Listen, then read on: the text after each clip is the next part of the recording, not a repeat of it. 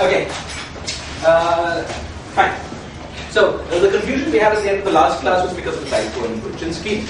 The dot was on the wrong thing. It's been corrected in this new edition. Okay. Yeah. So we nicely found the BRST transformation properties of. We nicely found the BRST transformation rules for the free scalar field. We had the Faddeev-Popov-Lagrangian for the particle, for the point particle. We have the Faddeev-Popov-Lagrangian, and then we integrated out the Lagrange multiplier. We set e to 1, and we got the following effective transformations. Delta x mu was simply the gauge transformation generated by C. So I epsilon C x mu dot. Then delta B is basically the stress tensor, right? The stress tensor, which is equal to I epsilon, and then there was minus x mu dot by 2 plus m squared by 2 plus b dot c. Okay, and delta c, this was the thing that we carefully calculated, was I epsilon c0. Okay, now if we're interested in transformation, transformations up to equations of motion, if we're interested in the transformations on shell, the BRST transformations on shell, you can ignore B dot C and CC dot, because remember that the Faddeev-Popov-Lagrangian for the hosts was integral EC dot B, or equivalent to EC B dot. Okay, we're setting E equals 1, so it was equation C B dot. And so the equation of motion for C is B dot is 0. The equation of motion for B is C dot is 0. Okay? So if we're interested in the transformations, on shell, another way of saying it is now we can further integrate out the ghosts. Like we integrate out the Lagrange multiplier, we can further integrate out the ghosts. Okay? Yeah. But anyway, so if we're interested in these things on shell, we've got a Lagrangian in which we can drop this guy and this guy. Transformation rules in which we can drop this guy and this guy. So now you can ask, what is the BRS? What is the generator of BRST transformations? So what is the operator QB that generates BRST transformations, at least on shell? Okay, and the answer to that, of course, is simply something that will generate time translations with x mu with the C. So it's C times the Hamiltonian. Well, the Hamiltonian is this guy.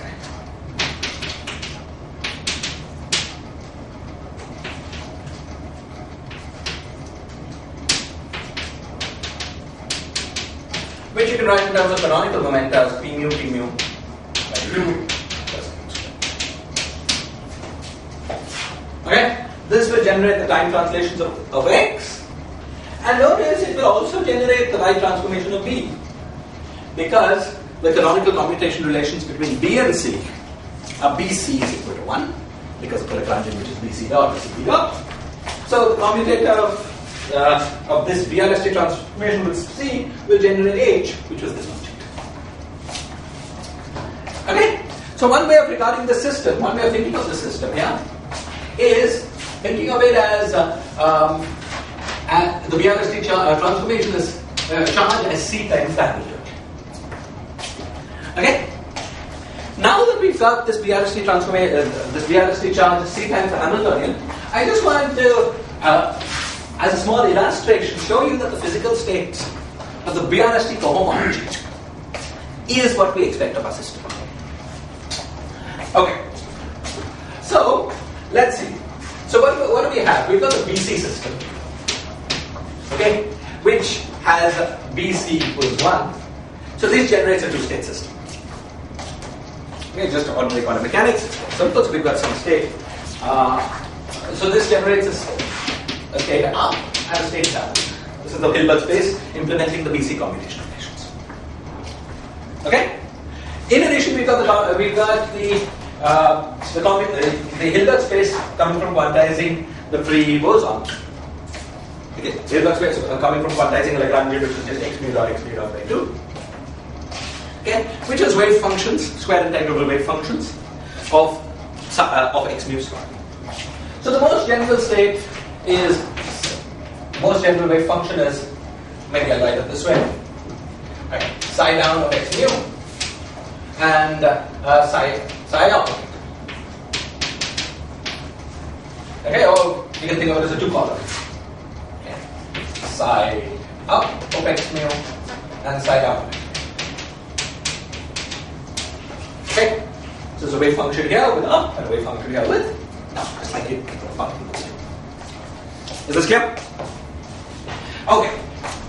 So now I want to work out the BRST cohomology. Okay? So the first thing I want to do is to ask which of these wave functions are annihilated by my BRST operator. Okay? So in order to understand that, we need the conventions for up and down. Let us suppose that C on up is 0 and B on down is 0. Okay? So B on down is equal to 0, B on up is equal to down, C on up is equal to 0, and C on down is equal to down. As we've done once before, we can easily see that this implements the anti-commutation relation. Anti-commutator B and C is 1. Okay, we've done this before. Okay, excellent. So now that we have our setup, let's look at something like this. Firstly, let's look in up-down space. Okay, we've got two kinds of things that are annihilated by our BRST charge. Okay, firstly, any state that's up, no matter what its wave function is annihilated by BRST charge. That's clear? Right? Because this guy has this BRST charge has a C in it, and so C on up is 0, irrespective of what the x is in. Okay? So up times an arbitrary wave function. So any of these guys is annihilated by the BRST charge. What about the downs? C doesn't annihilate the downs, but H might. Okay? So the set of BRST closed states are wave functions of the form chi of x mu. This is up times up, plus psi of x mu times down, where psi obeys the equation H on psi is equal to 0. You know how H acts on psi, right? This P is implemented by I del mu. So psi obeys the Schrodinger equation. Okay? So we've got two kinds of physical states. Two kinds of Q states that are annihilated by the BRST charge. Now the next thing is that anything that is Q exact, okay, should be removed from the set of physical states. Now, how do you get something that's Q exact? You get something that's Q exact by acting with Q on some state. Okay? Q acting on up annihilates all the states. So we should act with Q on down. Okay? So, what do we find? We find that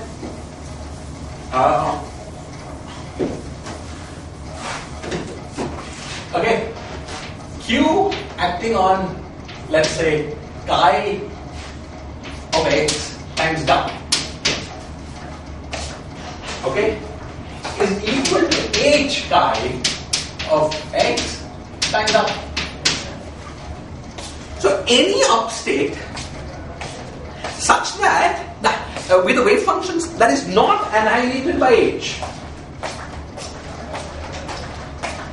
Okay? So any up state with a wave function that is not annihilated by h is Q exact. Okay? So if we parameterize the set of exact physical states, there are states that are Q closed but not Q exact, we come to the conclusion that we have psi 1 of x mu and psi 2 of x mu. Okay? Such that psi 1 and psi 2 are both annihilated by H.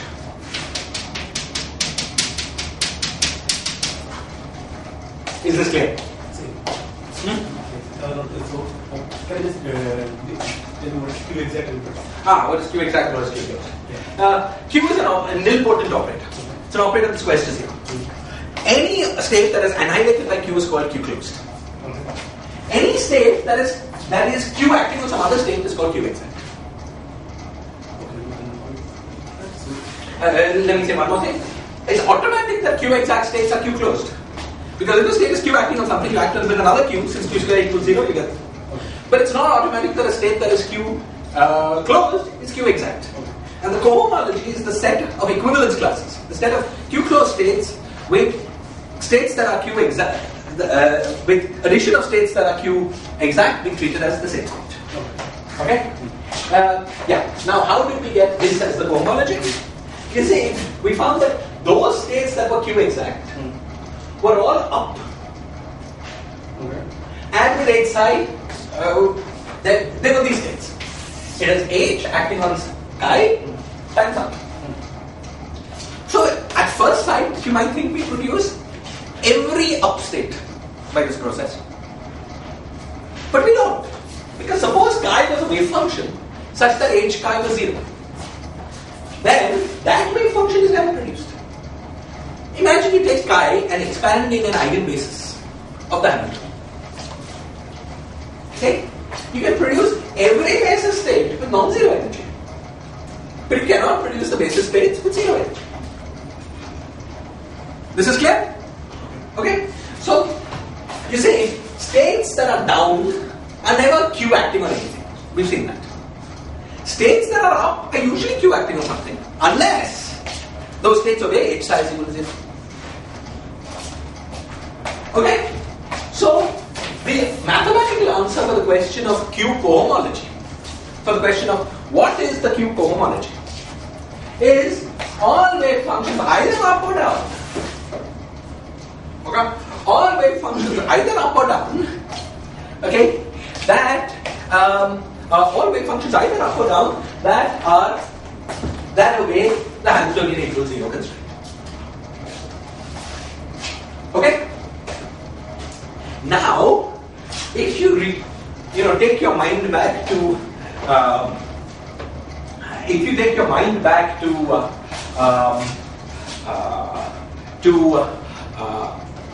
to the first two classes of this course, where we talked about quantization of the point particle, we found by one of our many methods of quantizing this theory, we found this is the answer to the Hilbert space. Okay? Except that we got twice the answer. Last time what we found is wave functions as a function of x mu that obeyed H is equal to 0. That was the Schrodinger, Klein.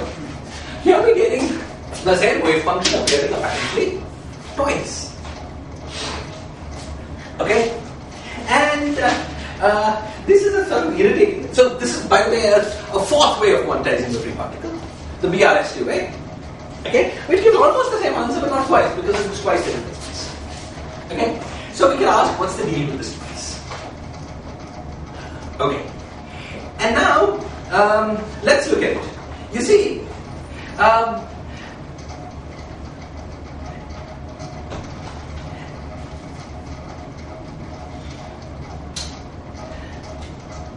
okay. I'm going to say this first and explain it properly when we encounter it in the context of the string. I'm going to say that we're going to put a condition that the only states in our system are those that are annihilated by Q.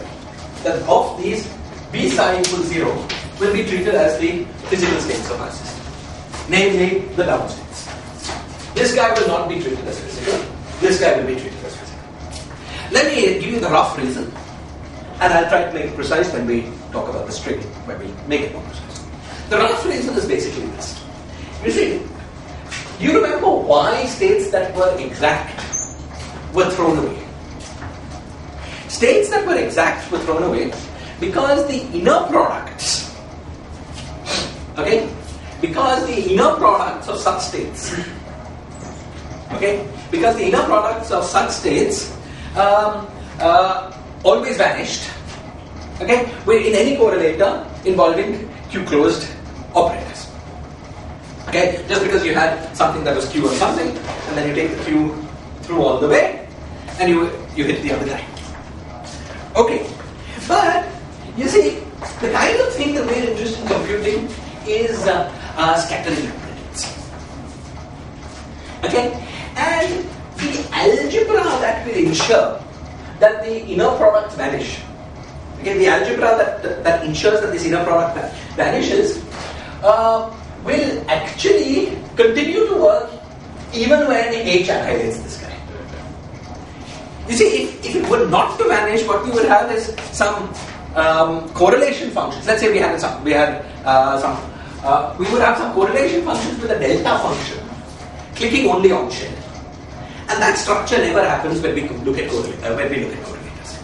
Okay, so although the proof that I gave you didn't apply, okay, this wasn't Q-closed. Basically, if you take that proof and look at it algebraically, you'll see that the inner products of all of these guys, at least in the context of the string where we look at it carefully, will also always continue to just vanish. We'll see this as we go on to the string. Okay? So for a reason that I'm going to postpone for just 2 minutes, possibly to the end of this class, these guys formally belong to the cohomology, but will not give rise to any interesting scattering matrices. Okay? And can effectively be thrown away. So the actual answer to the quantization of the free particle is the states with H size equal to 0, restricting to down states that are annihilated by P. Okay? So in the robot we had 2 back down, right? Yes. So we are just throwing away one. We're just throwing away one of them. Yes, exactly. And we're going to do exactly the same thing in string theory, for a reason we justify more cleanly. Once I don't know if you remember the quantization of the VC system in string theory, but once again there was a 0 mode sector. And that 0 mode sector, maybe that's what you were referring to, had this up and down. So what we're going to do in string theory, when we do the BRST quantization, is in addition to BRST invariance, also impose the condition that the states are annihilated by B0. And I will explain why. But we'll see that in many ways. This is Euclidean consistency. Okay? So it's the slightly irritating thing that if you just follow the general rules, you get twice the Hilbert space. But if you look at it more carefully, one of the 2 parts of Hilbert space are actually trivial, so can be effectively thrown. So is it somehow like imposing the on-shell condition on these or the? No. I mean, well, okay.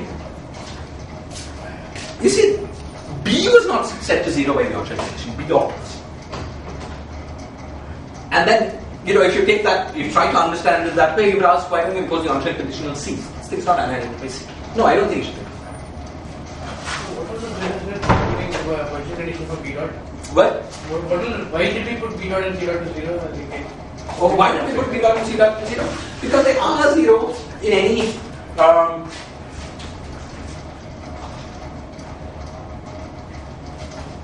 why did we put B dot and C dot? You mean in the original, the rules for the BRST quantization? Yeah, in the beginning of the class. At the beginning of the class. Why did we put B dot and C dot? Okay. Let's see. Well, there are 0 on shell. Okay. So, suppose I think of this in terms of insertions inside a path integral. Okay? In terms of insertions inside a path integral, these things are just 0. Okay? And so I was thinking of them as 0. Now you could ask me, what about contact intervals? Contact intervals, just setting in the action. We could just put all equations of motion in the action to 0 and you get trivial actions all the time. No, I'm not putting it as 0 in the action. I'm putting it as 0 inside the variation. Which will happen? What? The variation is happening in action. No, you see, so BRST transformation takes you from one configuration to another configuration. asking you, on the set of on-shell configurations, how does this act? Why am I looking at only the set of on-shell configurations? Because on-shell configurations. Okay. Why am I looking at it? Okay, let me take that.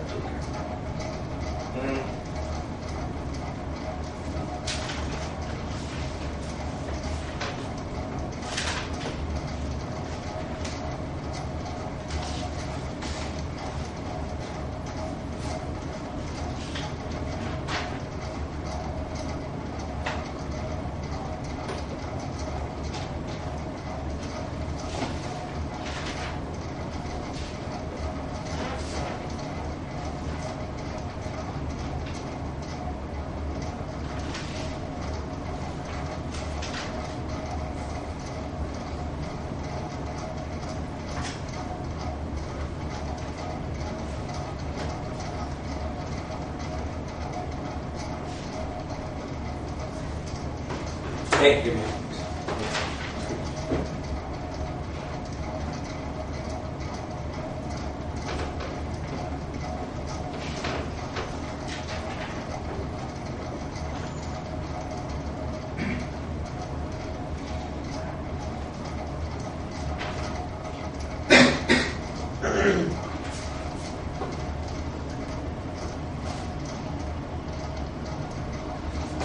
What are we interested in BRST transformations for?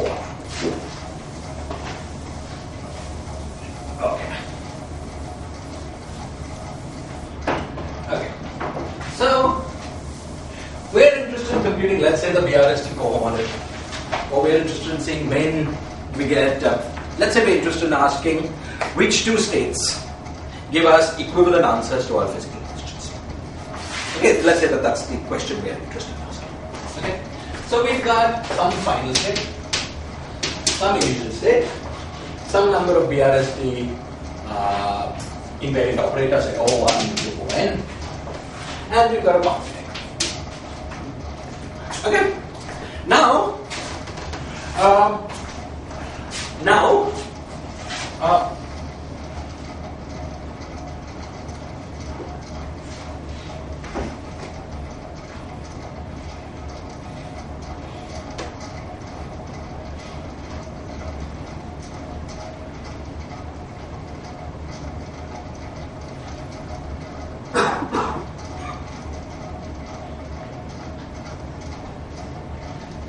Now suppose I got some variation here that is generated by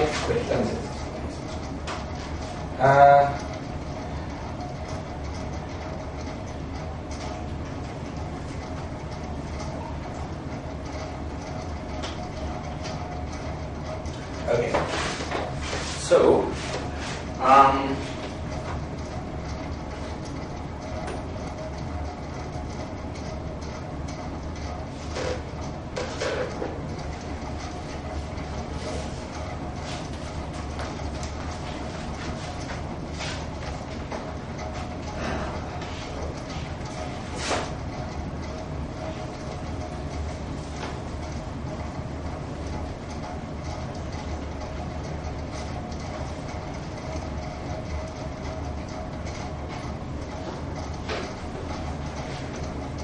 good. So suppose I've got some variation Q, some operator Q that acting on all fields,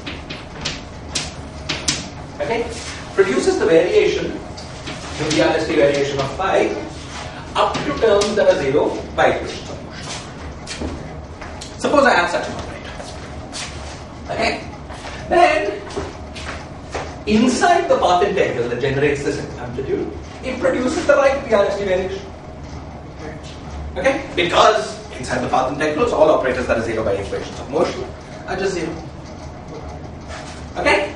So, imagine computing this path integral here. Okay? This Fi with all these operator insertions. Okay? As long as I've got some operator that generates all these things, modulo equations of motion, every argument we made goes through. Okay? So, for all such matrix elements, two states that are in Q, that the only physical states are those that are Q closed, and two things that are related by exact states, by this operator, generate identical matrix elements, continues to work. The basic point is that what we're trying to do is to look at what states or what operators give us identical correlation functions for the class of observers we're interested in. And the basic point is that you are allowed to use equations of motion within particles. But the insertion of operators that are zero by equations of motion, those might produce some contact. Yeah, so now you can ask about the contact terms. The contact terms is a serious question. So let's see.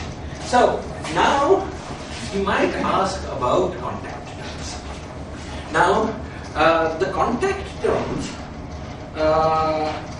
So let's see. So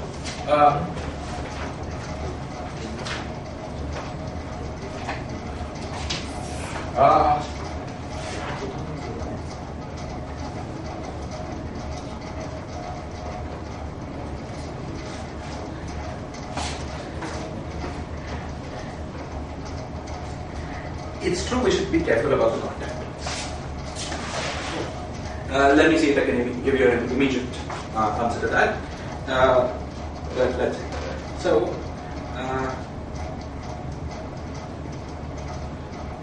so it's true that the correlation function of that this guy and that guy are identical only up to contact terms.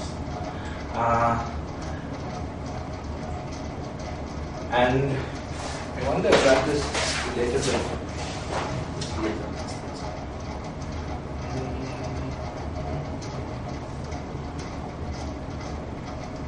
I would need to think this through. Yeah, so it's true that there's some issue with contact terms that I should deal with talking about that. Pursue me please. I'll think about it today, and if I don't, I'll try to get back to you next class. If I don't, pursue. Okay. Sir, a very small question. Isn't the condition at psi1 equal to 0 a bit too restrictive, because we found that psi1 with any up state was like QB and negated, it's like it was closed. So for psi2 we had to impose that psi2 equal to 0. For psi2 we had to impose h psi2 equal to 0, and for psi1 anything with h psi1 not equal to 0 was exact. Okay, so we have to model. We have to model. So you can set those guys to 0. You can add them, not add them, they will not make a difference.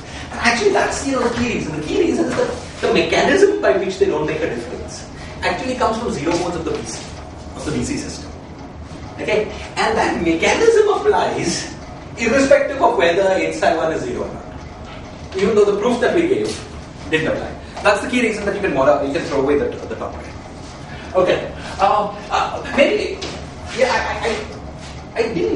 I probably didn't need to work just on shell. I should have just worked off shell. I could try, but I won't try to do it on the fly. Just to make you happy, I'll do this whole thing on shell. Okay. I won't go on shell. You'll be get the same answer, then you'll be totally happy, right? Okay. But I won't try to do it on. I won't try to do it on the go. Wait. Yeah. Okay. Let me.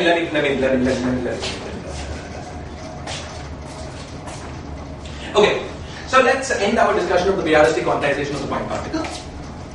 Okay, let's end our discussion of the BRST quantization of the point particle, and let's move on to the quantization of this, the BRST quantization of the system. Okay, now we started our discussion last class on the BRST quantization of the point particle. We started by looking at how the various gauge symmetries acted on x's and the commutation relations of these gauge symmetries. Okay. Now that's the only thing really that changes a little bit in this story. So let me quickly go through that. Suppose I look at the set of diffeomorphisms. As you've seen before, the wild transformations have trivial BRST structure. Let's see how that goes. But the diffeomorphisms are non-trivial. So suppose you look at the set of diffeomorphisms the most general diffeomorphism is generated by some vector v mu. I think got this epsilon mu of x mu times del mu on x. Let's call these alphas because these are which we move to say z parts. Okay? And as in the last class, what we've done is write these as epsilon mu delta of x mu minus x mu naught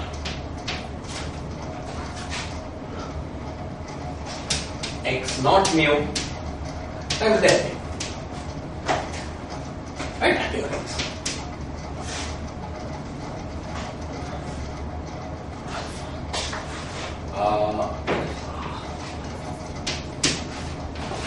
Maybe I should call them. Just to say that these are which. Okay? Sigma.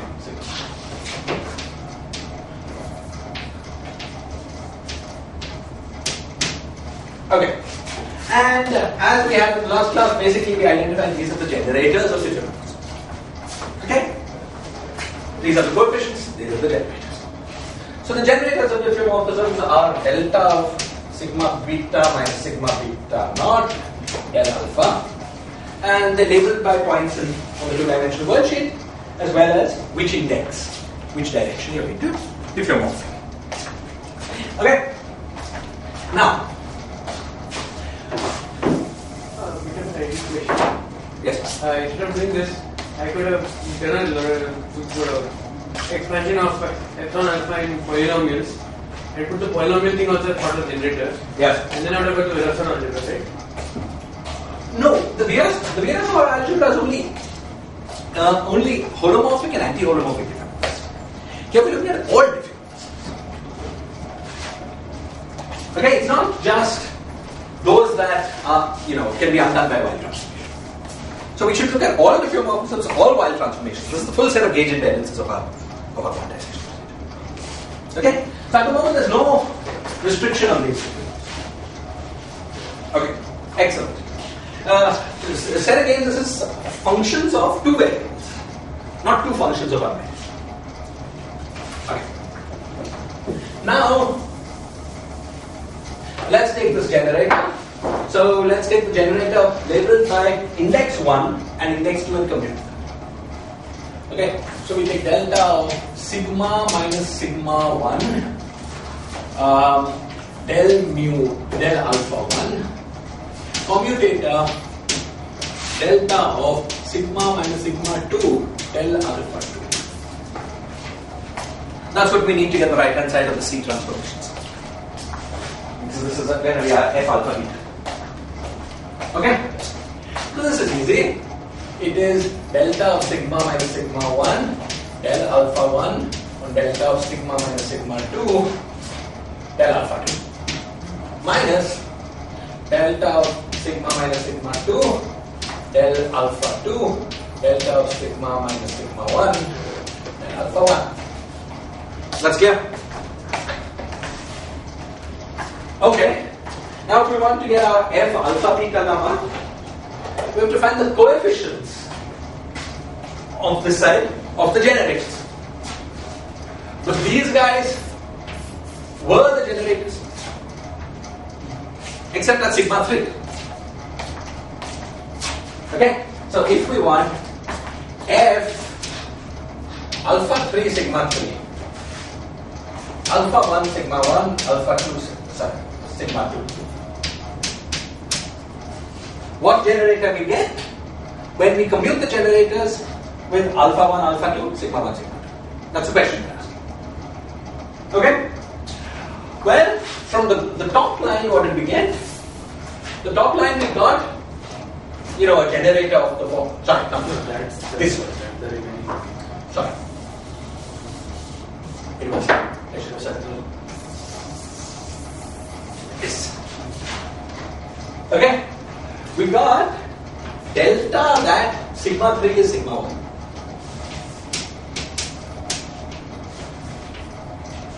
Times delta that alpha 3 is alpha 2.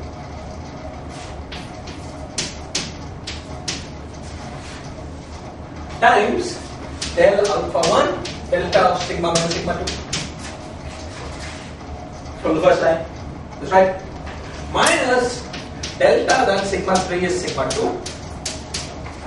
Delta then alpha 3 is alpha 1 times del alpha 2 delta of sigma minus sigma 1. Okay? Is this clear? And therefore, the transformation of the C host. Okay?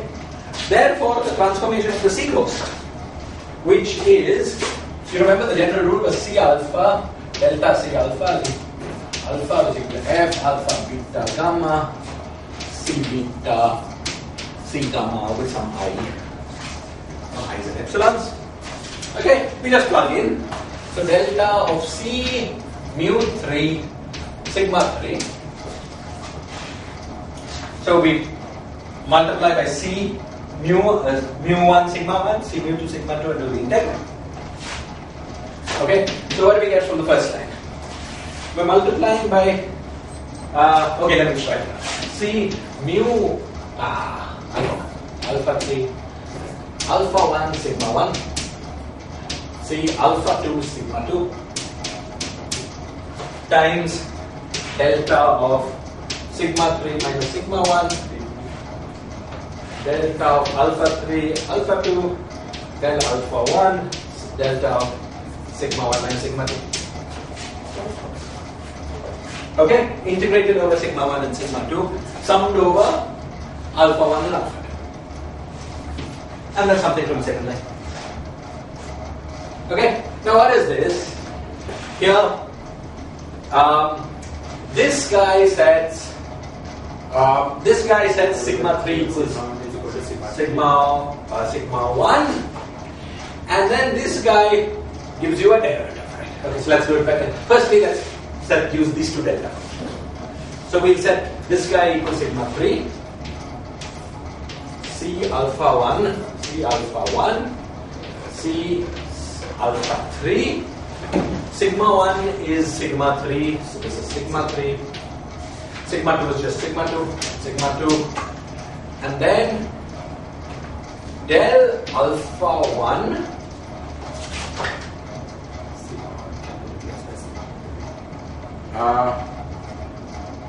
del alpha 1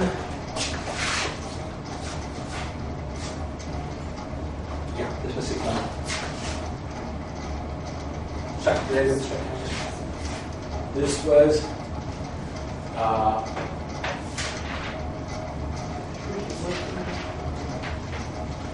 did I translate right from here? Just one minute. So this was sigma minus sigma 2.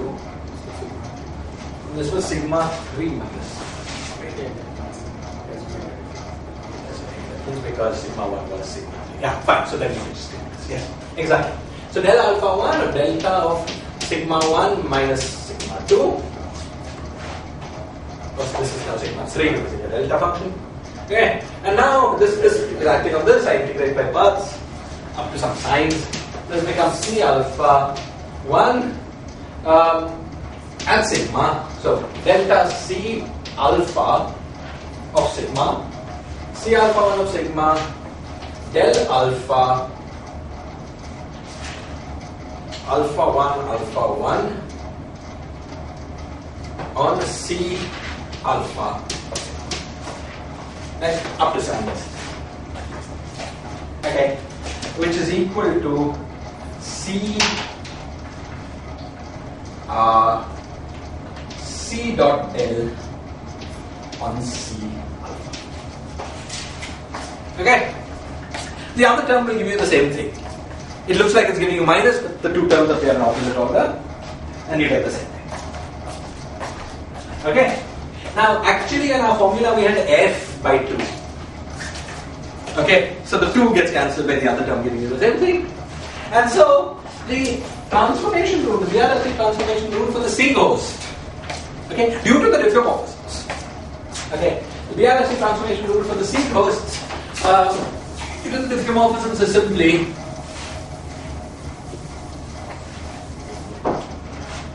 delta C alpha is equal to C dot del on C alpha. Is this clear? Okay? This is a natural generalization of what we got from the point particle. Just have to keep track of few additional things. Okay? And if we work this in holomorphic and anti-holomorphic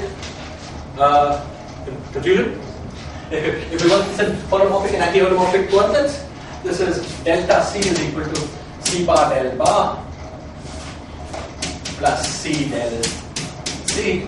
Delta C bar is equal to C bar del bar plus C del C. Okay? Now, there are 2-3 things that you might be worrying about. One of which is that we should have had a C ghost for the wild transformations. Okay. So we should have had a C ghost for the wild transformations, and that's true. We should have had, let's call that capital C. We integrated all the wild transformations, exactly. So it's a question of whether you do the BRST before or after. But suppose we did it, we did the BRST quantization before integrating. I just want to make, if you come to, the end result will be that it just doesn't matter. Okay? But just to see how that comes out. Okay. We should have had a C ghost for the wild transformations. Okay. But what is the Hardy-Popov determinant for this C ghost? It's just a variation of the metric. Okay? Times the B ghost. Okay? So we had B alpha beta. So the variation of the metric was the wild transformation is just proportional to the metric. Times G alpha beta and capital C. So the full Hardy-Popov determinant for the C ghost that came from the wild transformations, if we hadn't integrated that, we just done the full BRST procedure without doing that integrating. Okay? What would it have done? It would have given you this C ghost coupling to the trace of the B ghost. No derivatives. So we can just integrate these two out pointwise. Okay? That's basically the key point that must also be the answer to the question we confused about. Because anyway, we know. Yeah. So that these two, that the equation of motion for this just sets that to 0 and vice versa. It's a very trivial system. Okay? So if we worked out the transformations for the C ghost coming from wild transformations, we would at the next stage just integrate the capital B, capital C system out. The equation of motion that came from capital C is that capital B is 0. The equation of motion that came from capital B is that capital C is 0. And this will trivialize the whole thing. Okay? So the C transformation, so this will trivialize the whole thing. Anything anything that should have appeared with capital B or capital C on the right hand side will just be replaced by 0 because the equation of motion just is 0. Okay? So the next result of all of this is that you can just ignore the while thing. As Ronak said, we more or less knew that from the fact that we could get away with this whole Hardy-Popov procedure by first integrating out this while business. Okay, so we don't have to worry about this capital C ghost. We can just take this little b to be traceless, as indeed we did. The integrating out procedure, if you remember Hardy-Popov procedure, ensured that B was traceless. Okay. So the tracelessness condition here on B will come, for example, if somebody produces a B ghost corresponding to the wild transformations? No. You see, B is the thing that B is not in your hands to introduce. B was always there. It was the infinitesimal change in the metric. And the change in the metric always had 3 components. So the metric has 3 components. So B was always a 3-component object. Okay? Now C's are coming from the transformations. So you have 2 C's coming from diffeomorphism and 1 C coming from wild transformation. Now the point is that the BC system breaks up into 2 parts. There's the part coming with the little C's from diffeomorphisms that have derivatives that give you a non-trivial system. And there's the part coming from the capital C's that gives you just trace of B times capital C. And that's an entirely trivial system. Okay? So that's the equation of motion of each other. Just set the other guys to 0. Okay. Yeah. So the end result of this is that you can just ignore the trace of B, this capital C, pretend that you only have the diffeomorphisms there, but with the additional thing that now B is traceless. Okay? So you can pretend that you only have diffeomorphisms in your problem, but treat the B coast as traceless. That's the end result of that. Okay, then what about the B variations? B variations, remember how it worked. B variation was this capital B. Okay? But what was our capital B? Capital B was the Lagrange multiplier for the gauge condition. What was the gauge condition? The gauge condition was, let's say that our metric, worldsheet metric, was eta alpha beta, for instance. Okay, so we had capital B alpha beta.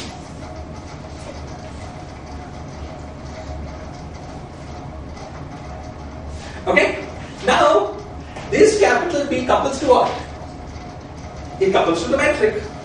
So the equations of motion from the metric can be used to replace capital B by the variation of the metric for all other fields. Okay? But that thing is the stress tensor. This is exactly like for the point particle. Okay? So this B variation will just be equal to the stress tensor. Delta B will be equal to T and delta B bar will be equal to T bar. That's clear?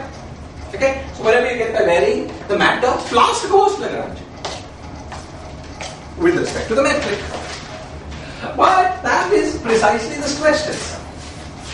The stress tensor that we worked out with such loving care 3 or 4 lectures ago. Right? The stress tensor of the BC system, the one that gives B and C the right weights under control. We know exactly what it is. And the stress tensor of the B bar of the X's. Okay, what about the variation of X mu's? Delta X mu's? That's the easiest of the lot.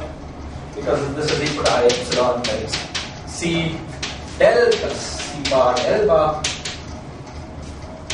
of X. It's just how X is transformed under incremental. Okay? So, up to signs and factors and so on, which I've not been very careful about. Yeah. So we have found the structure of the BRST variation of all fields in our theory. So let me list them out, assuming Kulchinsky has not made any mistakes in his signs. I'll list them out by just copying what he has.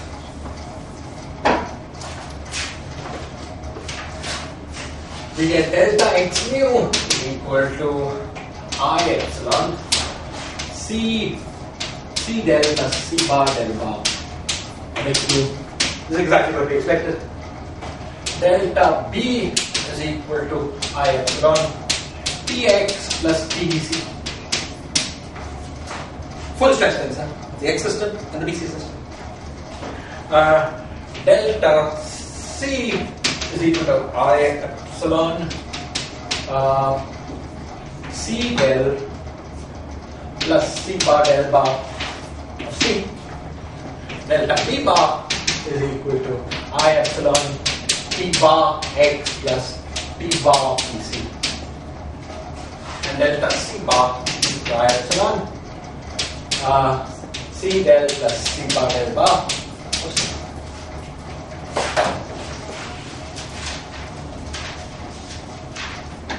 Okay? So we've got the BRST transformations of the worldsheet of the string. Everyone happy with this? Any questions or comments about it? Okay? Basically, it's just an application of standard procedures and keeping your wits about it. You guys are in this Kulchinsky age where you have a good string theory textbook to study from. When we studied string theory, none of this was explained to us very physically. The textbooks would say, the BRST transformation rules for the string are presented. Where did it come from? Notice that it's squares to 0. Okay.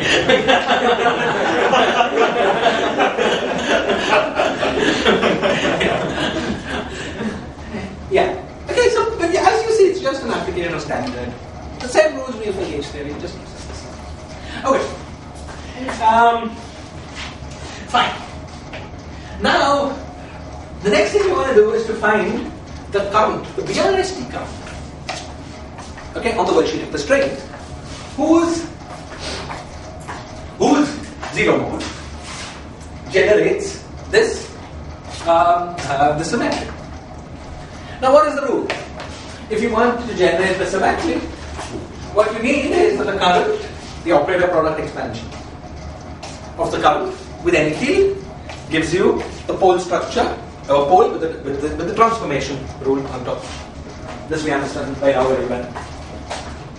Okay? So, what we want to do is to find a BRST current.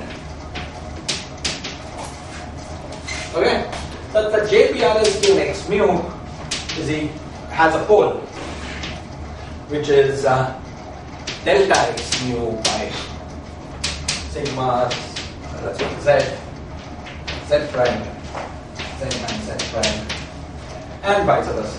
So we'll try to get this part from the analytic piece, and the JBRST, the JBRST will have an analytic and an anti-analytic part. The full transformation comes from the OP with both, because you remember that the transformation was J dz minus J bar dz bar, and the minus sign went away because you do the contour in the other directions. The pole both gives you the full transformation. Very naturally here, for instance, in the X term you get one analytic piece and one anti-analytic piece. Okay, we're trying to get this guy from the analytic piece, okay, from the analytic. So I'm going to try to work out the formula for the analytic part of JBRST. There'll be a similar formula for the anti-analytic part of JBRST. Okay? So, why did we shift on chart to current here? Because now we're in conformity here. Usually the Sorry, no, go on. the transformations usually is generated by the charge, right? But you see, whenever we have a symmetry, we have a Noether current. Yeah. So we could work out the full Noether current. Okay? Now, in our study of conformal field theory, we found a very nice relationship between the full current and the transformation generated by the charge. Yeah? The OP of the current, assuming that the analytic part of the current was analytic and the anti-analytic part of the current was anti-analytic. But of course we'll find that the structure will work out. Okay. So, let's look at the top part. Okay, we want a pole in X mu that is proportional to del of X mu. Okay?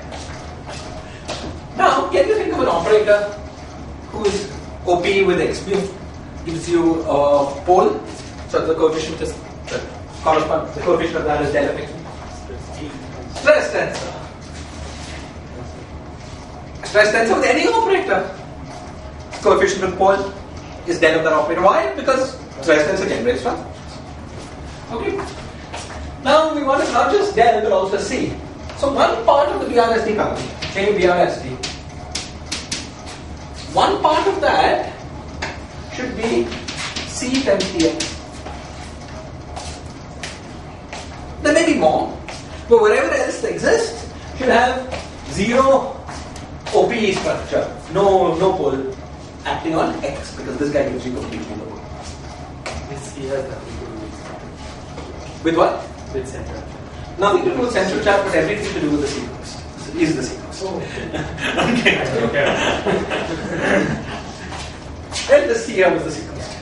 And we use the fact, of course, that the BC system and the X CFT are completely decoupled systems. And therefore, there's no OP between C and X. So C just goes along with that. Okay.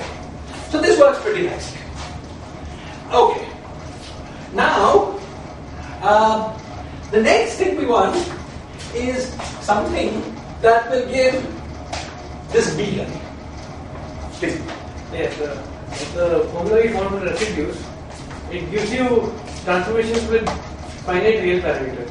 not a Grassmannian epsilon. Not a Grassmannian epsilon. But it,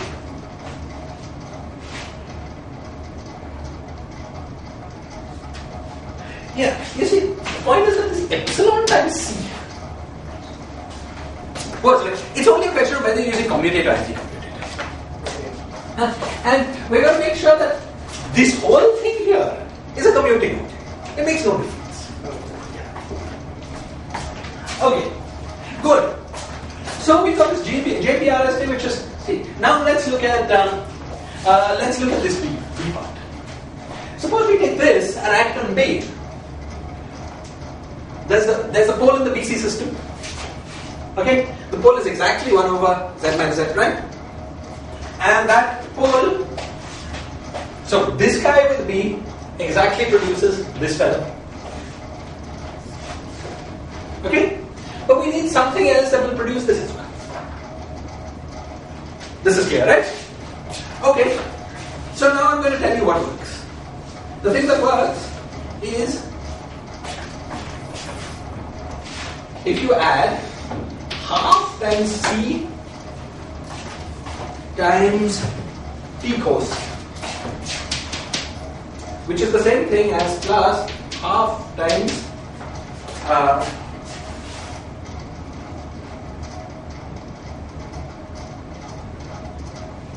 BC del C. Everything always normal. Okay, first let me review the relationship between these things. Okay, what I'm going to recall is our formula for the stress tensor of the BC system. Actually, somebody can go back to their notes and read it. So of course there was a what was it? PLC minus lambda. Yeah, del C. Del C. Minus lambda del. Minus lambda del of BC. Okay, so this was in the book, sir. That was true in general. So now we have specific value of lambda at 82. Okay, so this is del PC minus 2 minus 2 times del BC.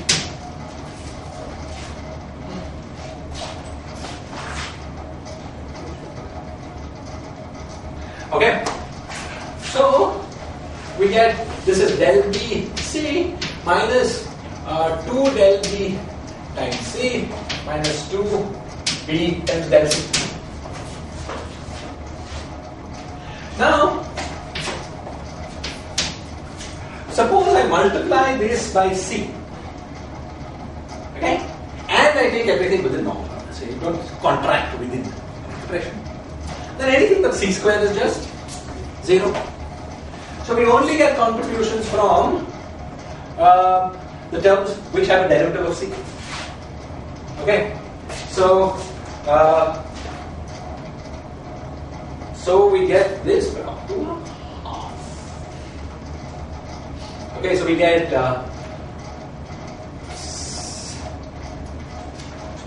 so what would we get if I multiplied this by C?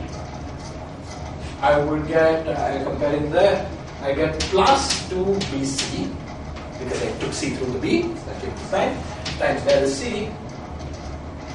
So that's good, up to half. That does not happen. Excellent. Okay? Good. So, now let me show you that this thing works. Okay, I want to show you that BC del C has the right OP to produce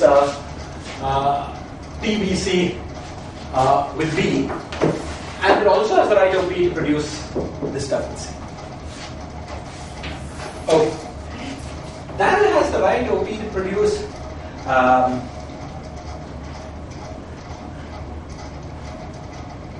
okay, let's do these like this. Let's first do the B part. Okay, so let's suppose we want BC del C. OP will be. This is Z1, this is Z and this is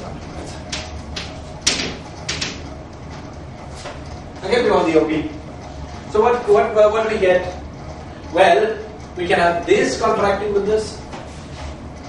Okay, so that gives what? That gives BC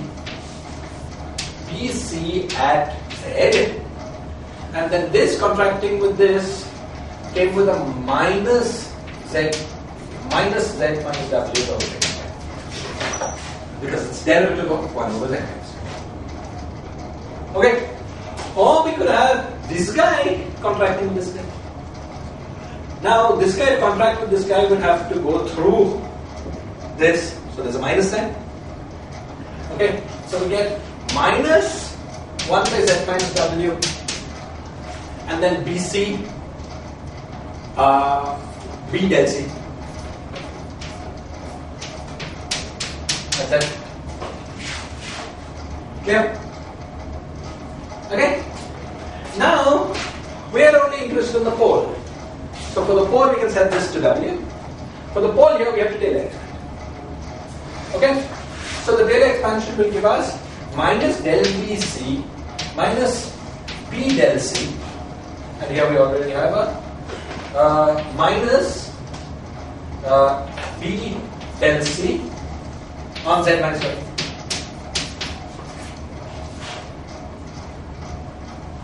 Okay?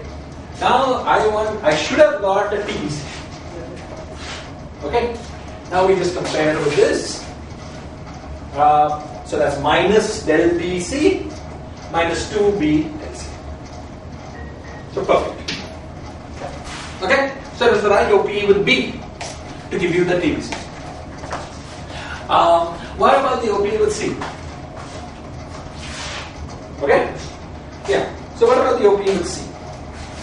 Now, let's check that.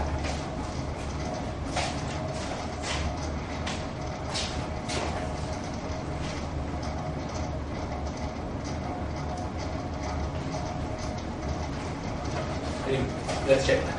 So let's check. I'll do this and I share this.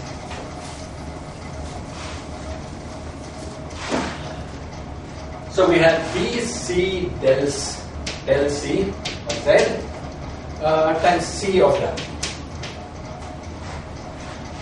Okay. So what do we get? We take this B through here, no sign. We get C del C over Z minus W. Right thing.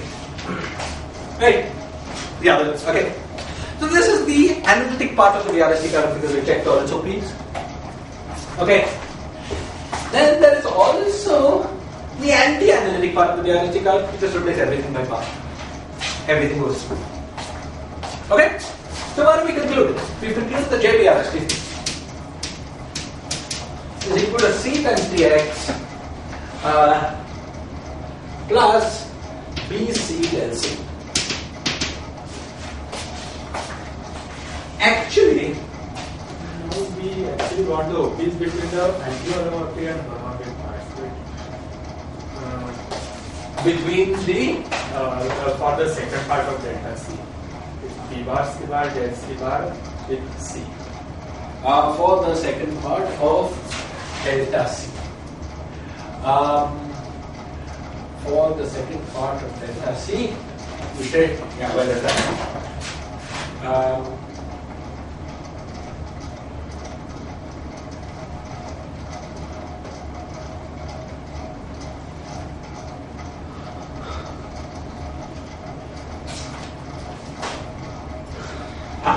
If we got this, where is the other guy? Good question. Good question. Thank you.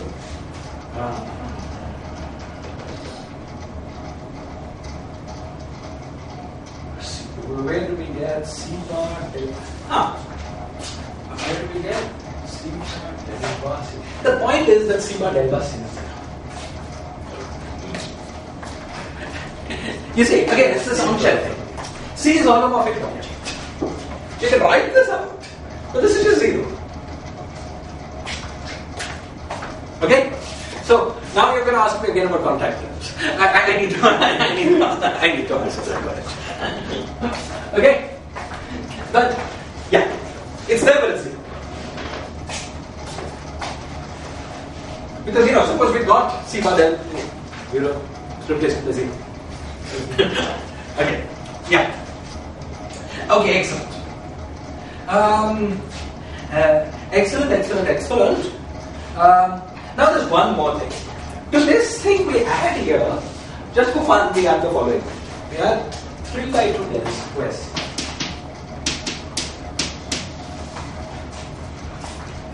Okay, now why do we do that? Firstly, I want to show you that it's harmless to it.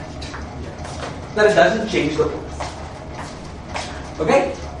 How do I know that it's harmless to add it? Because clearly the pole structure with C is unchanged. What about the pole structure with B? The pole structure with B is also unchanged because it will get only a 1 over z minus w, the whole thing cube, with no coefficient at all, no Taylor expansion. So it doesn't change the pole. So we could add it. Why do we add it? We do add it because I want this BRST. I want to make this BRST current a primary. Okay, so something good is going to happen if we add it. Okay, there's no harm in adding it. It doesn't change our plan. These two currents generate the same transformation. Something good will happen if I add it. Okay, so I'm adding it. Fine. So this is our BRST current, and we got an anti-analytic BRST current. That's all. Okay. Yeah, so we're not going to get that far because of that. Okay, but now there are various things about this BRST, current that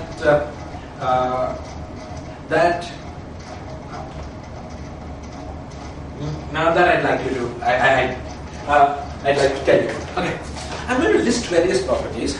I'm going to ask you which of these you're uncomfortable about, and any of them that I'm uncomfortable about will be right with okay? It's all of these properties are the derivation is a character building exercise. Product expansions. Okay. How do you get a coefficient that's 3 by 2? You can put any coefficient you want. It will always generate. The thing that it will do is make it a tensor. Make it transform. Hang on. It'll do something good. Yeah. It will make it basically a primary field in C equals 26. When we chose the dimension equals 26, it'll make it a primary field which wouldn't have happened otherwise. That's the good thing. Okay. So since we can, without any pain, do that. So I'm going to now write out various OPs, and let's write one of them. You can pick P of Z, J BRST of W. Okay, will turn out to be C matter minus 26 over Z matter. There's a 2 to 4. C0 2 4 times C 0. Okay. Z matter.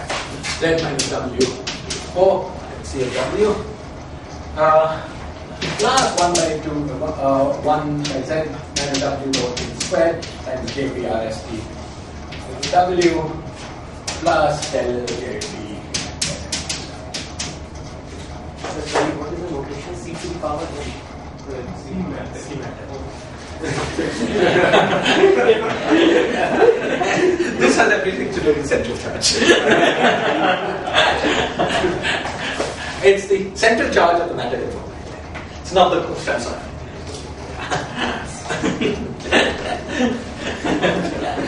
Okay. Yeah. So firstly, this is a claim about the OPE between T and Z. Now what is T? T is T matter plus T host. The full stress tensor of the conformity. Okay? Let me see the parts of this that are very easy to see. Let's look at the C matter by 2 Z minus. Let's write this like this. Can somebody tell me why this works? And J had the T. Exactly. Because this P has a path that's T matter. T matter, and this thing has a path that's C times T matter. So for the T matter times C times T matter, C just goes on to the right. So you put it outside, then it's the TTOP, and you get C matter by 2 by Z to the 4, C goes around to the right. Okay? The remaining parts, okay, in order to get this minus 26 is a little more involved. Okay, it's a little more involved, but not much more. Basically, here we've got TBC. Exactly, and second part of JBRS was TBC. Was TBC, but C times. Okay, and with a half. Okay, these two things cancel it. You know, these two things. Okay, but anyway, this is what works out. Okay, and these two things are just the statement that the BRST, JBRST is an SL2R primary with a particular weight and a particular transform cycle. This is of course all these automatic. This guy is the fact that it's an SL2R primary with a particular weight. What's the weight of JBRST, by the way? 1. You can see this from the fact that it's C times T matter, because this is 2 and this is minus 1. You can see it from here, because this was 2, minus 1, so that's 1, plus 1, so that's 2, minus 1, so that's 1. You can see it from here, this is 2, minus 1, so that's 1.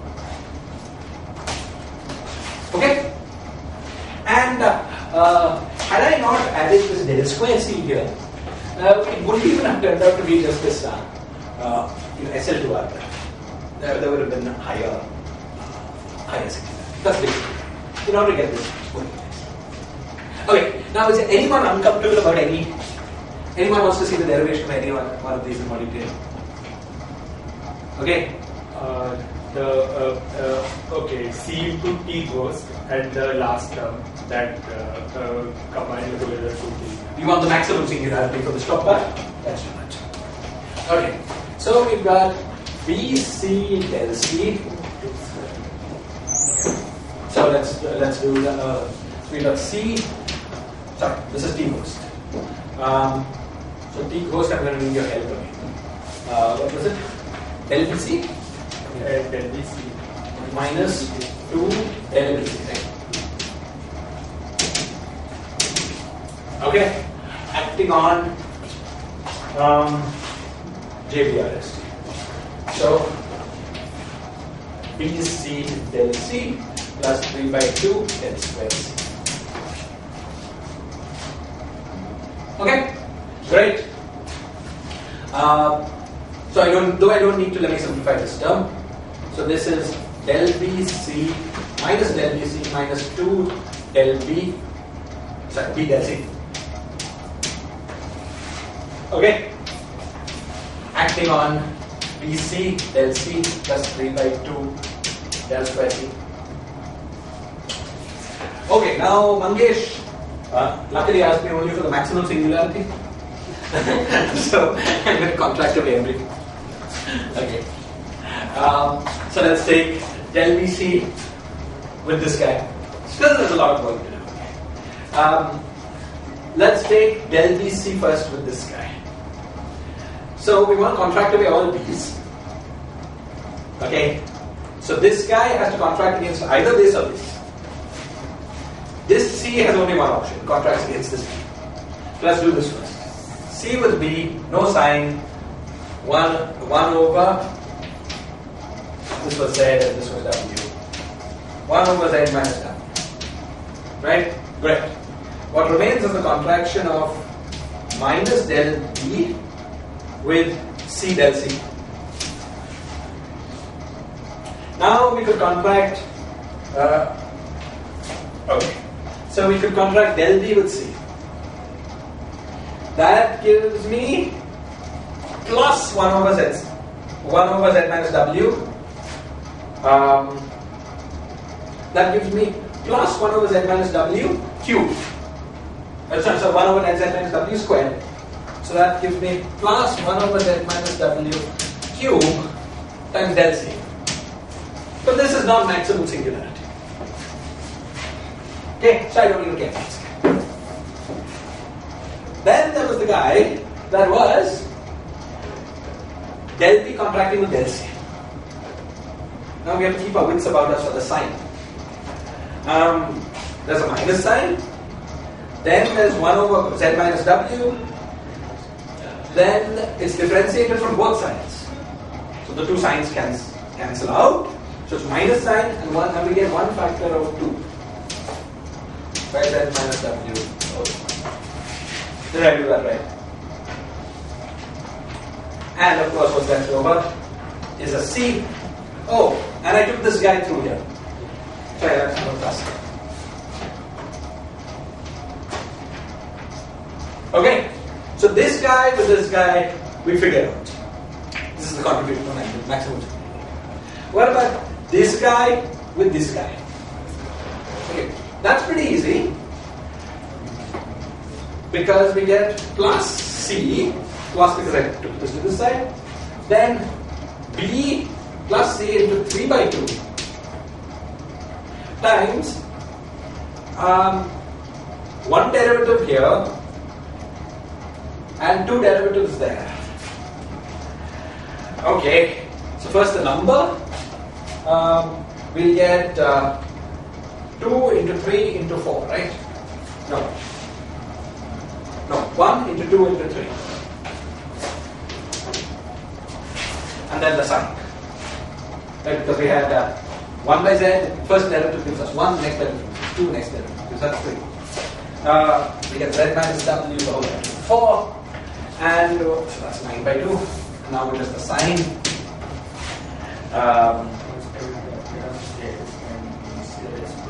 What? 3, 2 into 1. Ah, you're right. It's 2. Thank you. And now what was the sign?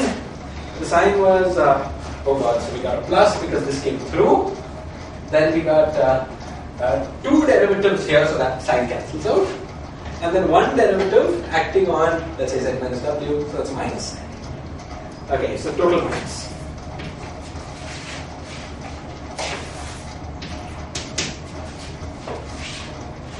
Okay, wonderful.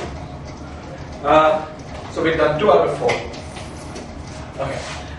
Next guy was this guy with this guy.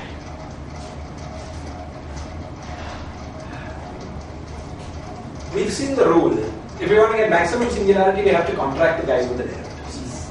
So this guy has to contract with this, and this guy has to contract with this. Okay. Neither of them give us a number. So we get a 2 over Z minus W, the whole thing's 4. And now the sign. Del C contracts with B, that gives us a minus sign. B contracts with del C, that gives us a plus sign. And there is a minus sign here, so it's plus 2. Okay. The C then. Times C, everything has a C. As an to a C. And finally, there's this guy and this guy. Okay. So we put the B on this side. Oh, this guy just doesn't contribute because there's a del C left. Del C left. Cannot give us an actual singularity. Okay. So now where are we? There was a sign mistake, I suppose, because we needed to get minus 13 and then we did minus 12. Yeah. So, but you notice that both these were minus. Yeah. We would have got minus 30. Yeah. Can I leave this as an exercise for you? We have to get these signs right. I'm sorry, I offered to clear up the yeah. If we wanted to minus, right? So, I'm sorry, I messed up on signs. It's pretty clear, I think, that we get minus. The 9, 2, the numbers we. Yeah, I'm sorry. Okay, yeah. Okay, this is one property. I'll let you go in 5 minutes. But let me tell you about the other properties. The other properties are. Yeah, but the important property. It is that JB of Z times JB of W is a weirdo expression.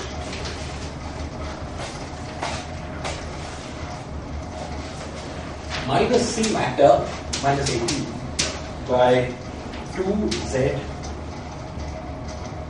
cubed into C del minus C matter minus 18 over 4Z squared C del square C. What's that? This is Z times W.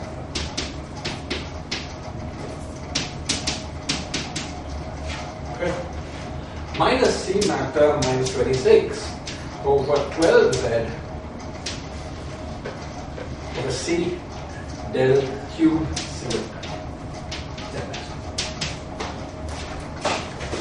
Okay, so this is an even more character building exercise.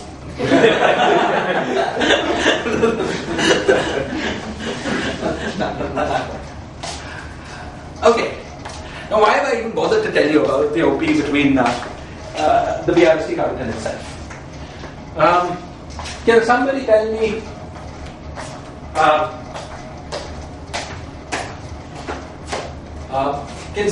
me what physical consequence I can draw on this? Why is this important? What important physical consequence comes out of this OP? Exactly. Very good. You see, we had that, if we had that OP between any two currents, we could compute the anti-commutator, since these the anti-commutators between the corresponding charges, just from the whole term in those OPs. So the OP, the anti-commutator between QB RST and itself, which is 2Q squared, QB squared, is equal to what? Some funny stuff, right? C del cube C, this integrated charge to get this current, times C matter minus 26. So was QBRST actually 0? Was it actually squared to 0? Not unless C was 26. Okay? So the fact, you see, this is an illustration of something that always happens in physics. You can look, if you're doing something right, you see it in many ways. You see, we saw that this while anomaly, the while anomaly did not cancel except when C was 26. But someone might have said, look, I don't care, that while procedure was just some procedure to get my final answer. I will take my gauge fix BRST action as my final formula. And whatever you do in string theory, I'll do it with that thing and I'll do it in D equals 4 because I like 4 dimensions. You have your procedure to get it, I don't care, you gave me the formula. What will go wrong if I compute string scattering amplitudes at D equals 4 with my final gauge fix formula? And the thing that will go wrong is that the BRST charge will not square to 0. So, you will be doing scattering in a non-unitary theory. Because you will not be able to consistently truncate to the BRST cohomology. You will include states that are produced by hosts, negative norm states, and so on. So the fact that if you're doing things right, they continue to be right all through. If you're doing things wrong, you'll see different problems in different ways of doing it. And there's this quote from Deutsch in this book called Brothers Karamazov. I don't know if you've read it. It's one of my favorite books. Says, it's okay, we basically finished. Yeah, says that, all good marriages are more or less the same. But bad marriages are bad in different ways. So,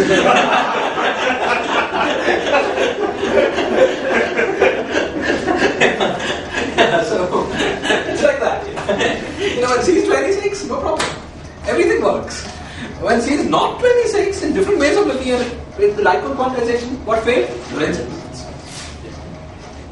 Covariant your path integral, lack of Weil invariance.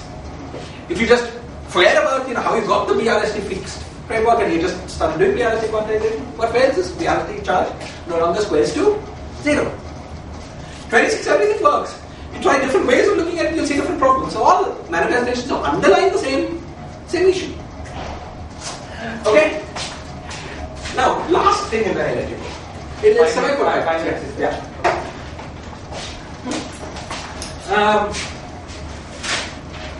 Okay. So the last thing I wanted to say is the following. Notice the following commutation. QBRST times B0. What is this? Anti-commutation. Now, since we're sophisticated conformal field theorists, how do we compute this? We regard B0 as a charge. It's the charge for which current? The B current.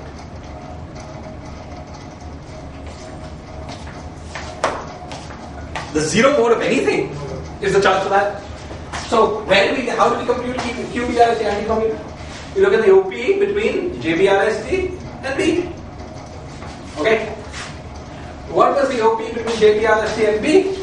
That generates the transformation of the B. In the BRST transformation of B, what was that? Okay? That was equal to T matter plus T boson.